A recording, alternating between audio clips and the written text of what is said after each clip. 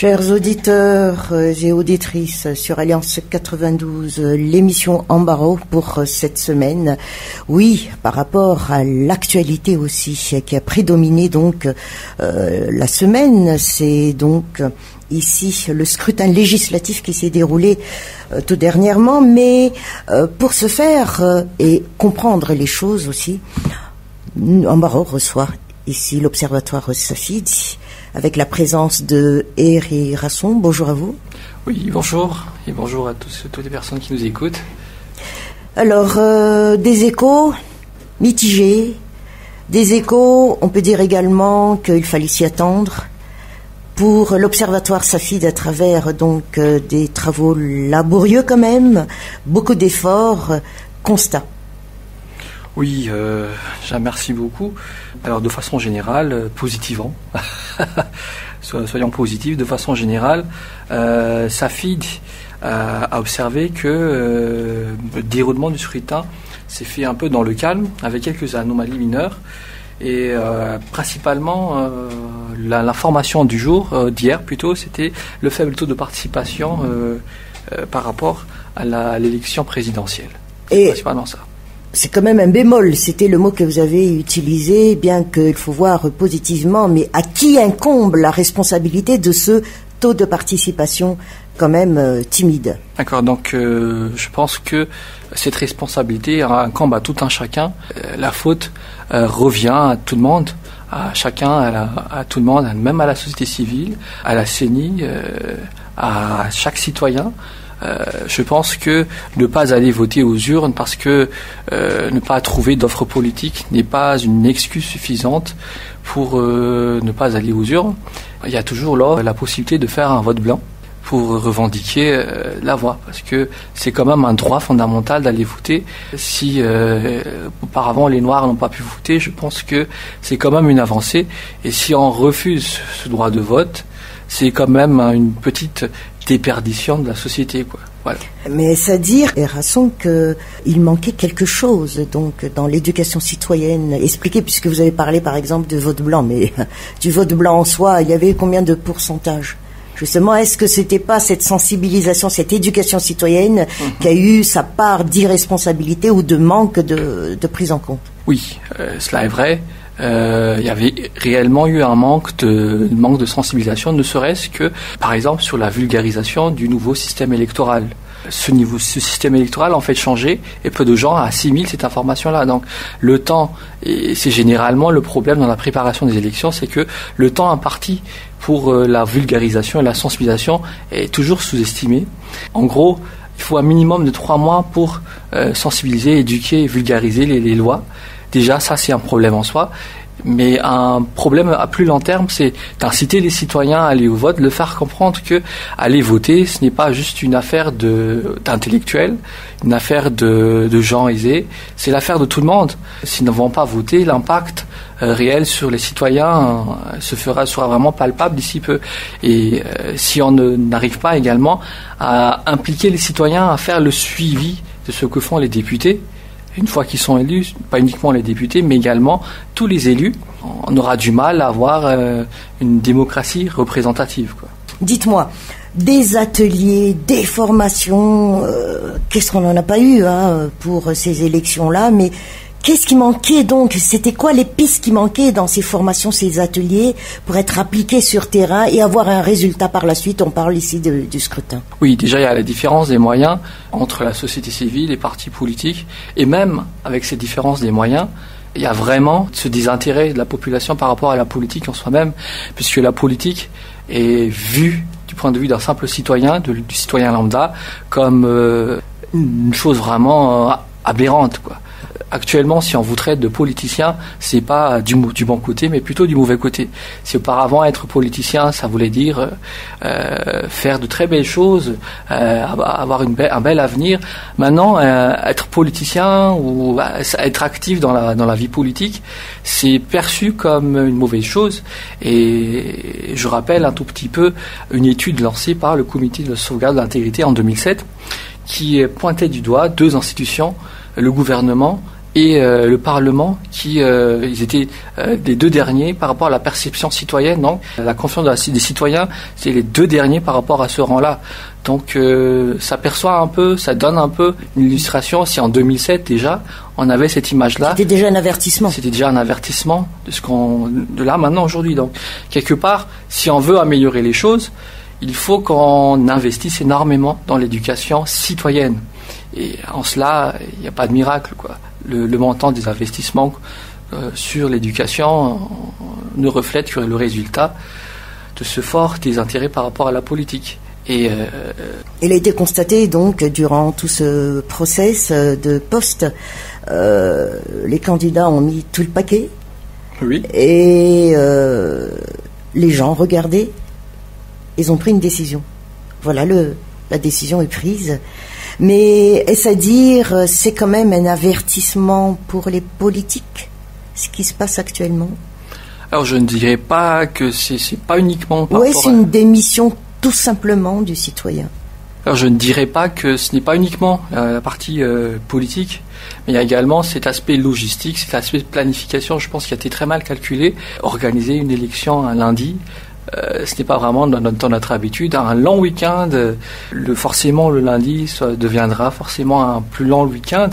Je pense que c'était une mauvaise décision de prendre lundi comme une date d'élection. Mais il n'y a pas uniquement que ça, effectivement. S'il y a un mal-être plus profond, par exemple, pour ne citer que du niveau de l'offre politique, par rapport aux 810 candidats, liste de candidatures. Pour 151 sièges ? Pour 151 sièges, on a retenu à peu près 50% de candidatures indépendantes. Donc, ne serait-ce que voir ce point de vue-là, même les partis politiques arrivent à percevoir que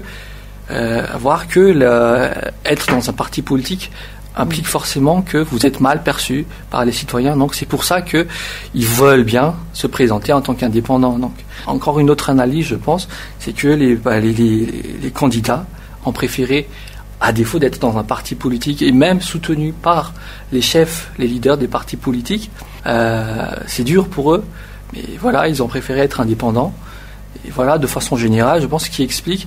Mais il y a aussi ce désintérêt. Je n'ai pas les statistiques, mais grosso modo, je pense que la jeunesse et les femmes ont été très mal représentées. Par rapport aux femmes, par exemple, sur les 810 candidatures, 13%. 13-14% uniquement. Donc, vous voyez un peu cet exemple-là. Si ces citoyennes, si les femmes ne sont pas représentées, donc les gens, la population malgache est largement représentée par les jeunes et les femmes. Donc si cette tranche-là n'est pas représentée en tant que candidat ou candidate, c'est un peu normal, à mon sens, qu'ils se désintéressent. Et que, quelque part aussi, le rôle des médias, j'avoue, les médias également, a quelque chose à jouer, puisque la culture politique est très mal transmise à travers les médias. Je pense que c'est aussi un jeu d'offre et de la demande. Ce que demandent les jeunes actuellement, c'est le sensationnel. Et en répondant à cette offre-là, les médias ne font qu'aggraver les choses. Et de fil en aiguille, ça entraîne, de façon générale, ce désintérêt énorme par rapport à la politique. Donc on peut s'attendre à ce que cela se dégrade. Mais si on fait un effort collectif de remettre sur les rails, par exemple, le cours d'éducation civique qui intégrait en grande partie la culture politique, l'histoire de Madagascar, donc ce genre de choses s'améliorer dans l'avenir. C'est-à-dire que vous incitez donc l'enseignement à intégrer entièrement donc ce process-là dans l'éducation. Oui, voilà. Nous incitons l'enseignement à intégrer ce volet dans l'enseignement, et qui plus est, si vous comparez un peu une personne de nos jours et une personne de notre ou des parents par exemple, à l'âge où ils étaient au lycée, ils discutaient énormément de la politique, et ils étaient largement engagés. Comparé à la génération actuelle, on ne peut plus percevoir ce genre de choses. On n'arrive plus à voir l'engagement citoyen.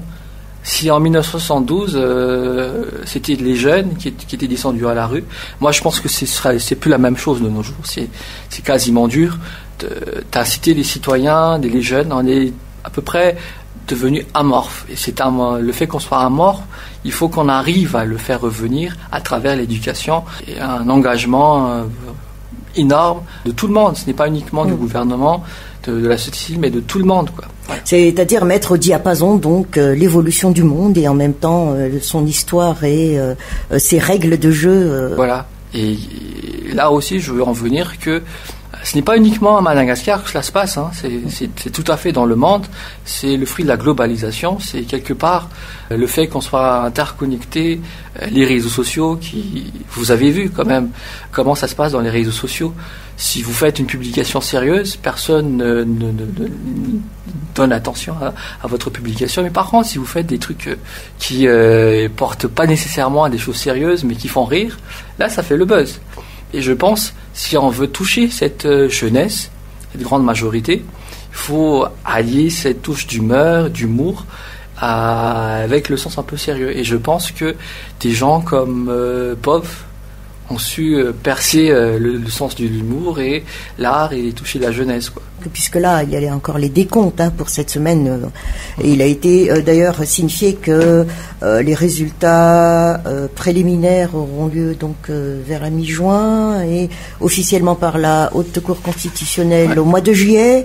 Mais dites-moi, les tendances se font déjà, on constate quand même, mais quelle image des parlementaires allons-nous donner maintenant à travers ce taux de participation assez bas et la non-implication du citoyen électeur? Oui, c'est vrai que ce taux de participation nous laisse un peu perplexes et l'image un peu des parlementaires s'avère un peu dur à assimiler. Mais cela a été, les choses sont faites, allant de l'avant, et je pense que si nous apprenons du passé, il y avait eu plus tard que cela, la semaine dernière, nous avons eu une émission sur le bilan de l'Assemblée nationale. Et leçon apprise, c'est que nous ne pouvons pas laisser les parlementaires tout seuls élaborer les lois sans se préoccuper de quelles lois elles font. Est-ce qu'ils sont assidus aux séances plénières? Est-ce qu'ils font bien leur job? Non, ça ce serait encore pire, parce que ça entraînerait l'exemple des lois électorales qui ont été adoptées pour les élections présidentielles, dans lesquelles nous avons constaté les faits de corruption qui ont été mis à mal par les quelques 70 de députés de l'opposition. En ce temps-là, mais tout de même, je vais vous être franc avec vous, ces mêmes députés qui ont mis à mal, qui ont pointé du doigt la lutte contre la corruption, l'effet de corruption au sein de l'Assemblée nationale, ceux-là même ne sont pas aussi blancs que neige comme on puisse le croire, puisque ces mêmes personnes ont voté contre les dispositions de loi contre la corruption. Donc c'est quelque part, c'est un peu mitigé comme réponse, mais je pense qu'il faut qu'on s'implique un peu plus. Et nous, la société civile, on compte en faire le suivi. Justement, oui. Un suivi rigoureux au niveau de l'Assemblée nationale. De quelle manière? Donc, c'est encore un projet à ce stade, mais un projet, je pense, qui est tout à fait réalisable, de concevoir un site internet dans lequel on publierait le taux de présence des députés durant les séances plénières. Est-ce que tel député a voté pour ou contre tel projet de loi? Est-ce que les députés ont fait une proposition de loi ou projet de loi, ont voté, voilà, tout ce genre de choses? Est-ce qu'ils veulent faire une pétition, par exemple, inciter les citoyens à élaborer avec eux les lois? Et ce genre de transparence, on demande également à ce que les fiches de présence soient publiées et que des séances, des ateliers, des conférences soient organisées pour qu'il y ait plus de redevabilité, pour que le principe de redevabilité ne soit pas uniquement utilisé pour des fins politiques, comme la dernière fois, qui a créé des morts. Et voilà. C'est important pour nous de savoir quel est le rôle réel des citoyens, et le plus important, je pense, n'est pas à négliger, de faire une vulgarisation sur le rôle réel des députés selon l'article 68 de la Constitution. C'est-à-dire continuer toujours ce que vous avez commencé. Oui, mais avec un peu plus d'efforts, je pense, à changer un peu la démarche traditionnelle, mais plutôt toucher sur les réseaux sociaux pour atteindre les jeunes et atteindre un peu plus les zones les plus reculées et collaborer avec la communauté de base. Est-ce que les membres de la société civile qui forment le 1 de SAFID sont tous unanimes sur ce suivi des actions et des décisions des parlementaires, des futurs parlementaires? Oui, nous sommes tous unanimes sur le fait qu'il faut faire un suivi. Même également, en ce moment, nous sommes en train de préparer le suivi des promesses électorales. C'est dans le cadre de l'Observatoire SAFID. Très prochainement, on travaille sur le suivi, donner un pourcentage de réalisation par rapport aux promesses électorales pour que le citoyen puisse avoir un indicateur palpable des réalisations des élus. Donc il en va de même pour les députés. Le corps législatif est assez fragile là par rapport à ce qui vient de se passer. On revient toujours sur ces élections-là et fortifier cela. Donc c'est à travers votre futur projet pour qu'on aille dans le bon sens et ce pendant 5 années pour l'autre élection plus tard. Oui, effectivement. Oui, on travaille toujours dans le long terme et pas uniquement dans le court terme. Voilà, mais je pense que on travaille pour les 5 prochaines années à venir. Si on espère qu'il y a un réel changement, il faut qu'on aille plus dans le long terme que dans le court terme, je pense. Par rapport toujours à vos déclarations, donc ce sera le 31 mai, il me semble que vous allez faire une déclaration préliminaire sur l'ensemble des observations et des points aussi ont été soulevés quand même par l'Observatoire SAFID. Et puis voilà, il y a encore 2 grands points qui revenaient malgré bon gré un pourcentage quand même moindre. C'est cette histoire de bulletin unique et de liste électorale. Ça revient à chaque élection, n'importe quelle élection tout compte fait. Ce problème de liste électorale et de bulletin unique. Oui, justement, oui. Donc nous, je rappelle un peu le dispositif que nous avons mis en place. Le dispositif SAFID, en fait, SAFID, nous avons déployé plus de 5000 observateurs pour que tous les citoyens puissent voir comment nous travaillons. Nous avons mis en place 5000 observateurs au niveau de 39 districts de 15 régions. Ces observateurs à long terme au niveau des districts et observateurs à long terme au niveau communal, au court terme au niveau communal, en fait, c'est au niveau des terrains. Donc, au niveau central, nous avons une équipe de téléconseillers qui travaillent d'arrache-pied en ce moment pour leur téléphoner, collecter les fiches d'observation. Donc pour hier, c'était assez dur.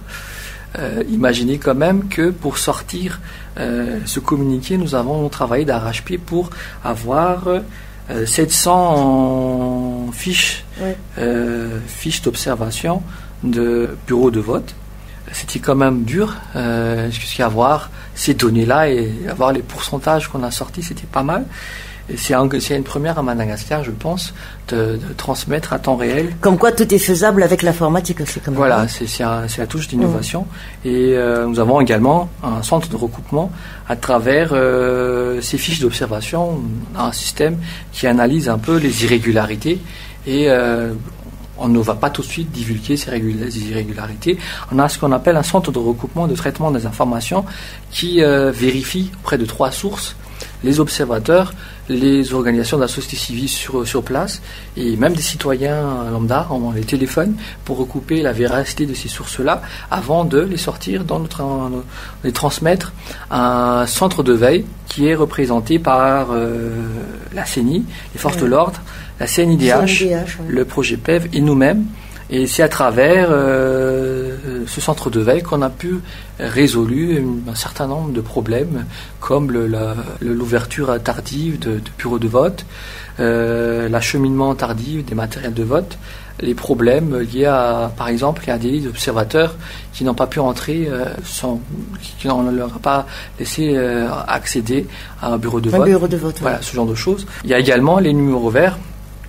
Il y a les numéros verts à travers lesquels tout le monde peut nous appeler pour signaler. Ce n'est pas uniquement sur les 15 régions d'intervention de l'Observatoire SAFID, mais c'est également en dehors. Donc, on peut prétendre qu'on arrive quand même à couvrir la totalité des 22 régions de Madagascar. Mais par rapport à la présence des observateurs, on se restreint uniquement aux 15 régions. Et donc, par rapport au dernier point que j'avais dit tout à l'heure, les numéros verts, nous avons eu 69 signalements dans 31 de signalements. Et les citoyens ont principalement retransmis le fait qu'ils avaient un problème par rapport à l'inscription, par rapport à la liste électorale, d'une part, et d'autre part, le problème par rapport au bulletin unique. Donc effectivement, il y a vraiment ce problème-là. Et on a essayé de transmettre le maximum possible au centre de veille, à la CENI. Et nous avons vu hier que le président de la CENI a répondu que c'était principalement lié au fait que les bureaux de vote étaient limités à 600 ou 700 électeurs, au-delà duquel il fallait changer. Donc, même les personnes qui étaient inscrites dans un même bureau de vote sont susceptibles de changer. Donc, c'est toujours une responsabilité partagée de part par la CENI qui a oublié de mentionner le fait qu'il y a eu ce changement-là, donc il fallait revérifier d'abord. Donc, il y a également ce laxisme des citoyens qui comptent toujours qu'une fois que vous êtes inscrit. Toujours, oui, j'ai ma carte, je sais que je dois voter là-bas. Voilà, il n'y a rien à changer. Oui. Il faut toujours être proactif, se demander est-ce qu'il n'y a pas changement par hasard. Être un citoyen engagé, ce n'est pas uniquement se limiter à aller voter. Voilà, il faut se documenter, il faut aller approcher les personnes responsables. Voilà. Donc, d'ailleurs, nous aussi, on n'a pas vraiment eu cette information-là. Voilà une raison pour laquelle on n'a pas pu sensibiliser et éduquer. Donc, il faut une synergie globale des acteurs électoraux pour que le processus puisse être crédible. Et voilà. Eh bien, on souhaite à l'Observatoire Safi une bonne santé parce que là, nous sommes encore en plein décompte et comme il a été signifié que ce sera le 31 mai, donc vous allez faire une déclaration préliminaire par rapport à ce scrutin législatif et merci d'avoir été l'invité d'Ambaro. Oui, merci beaucoup et merci à vous également.